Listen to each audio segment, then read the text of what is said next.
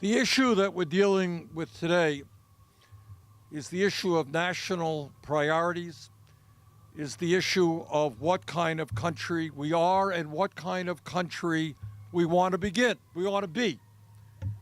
The issue is whether we are satisfied that 3 people in this country today own more wealth than the bottom half of America.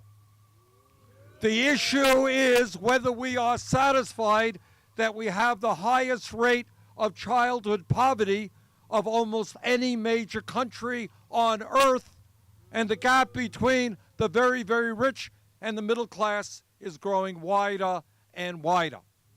The issue that we are dealing with is whether we are content to have a country in which 30 million people have no health insurance, even more are underinsured, and we pay the highest prices in the world for prescription drugs.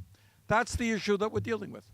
What this bill is about is giving 83% of the tax breaks to the top 1% at the end of 10 years, and then coming back to the American people and saying the deficit is so high that we got to cut Social Security, Medicare, Medicaid, and education.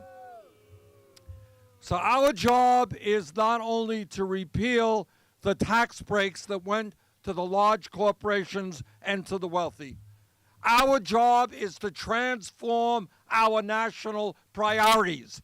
Our job is to say that instead of giving tax breaks to billionaires, we're going to raise the amount of money that seniors on Social Security get. Our job is to say that instead of allowing corporations to place their money in the Cayman Islands and not pay a nickel in federal taxes, we're going to rebuild our crumbling infrastructure and make sure that every kid in this country, regardless of income, can get the college education that he or she needs. So of all the absurd things that the right-wing Republican leadership has done, I would say this ranks close to the top. The idea that when we have massive income and wealth inequality, they want to give tax breaks to billionaires and then cut programs that the middle class, that the elderly, the children, the sick, and the poor need is morally reprehensible. And you know what? They are not going to get away with that because the American people are catching on. We're going to vote them out in November. We're going to transform our national priorities. We're going to make this institution start working for the working families of this country, not just the 1%. Thank you all for what you're doing.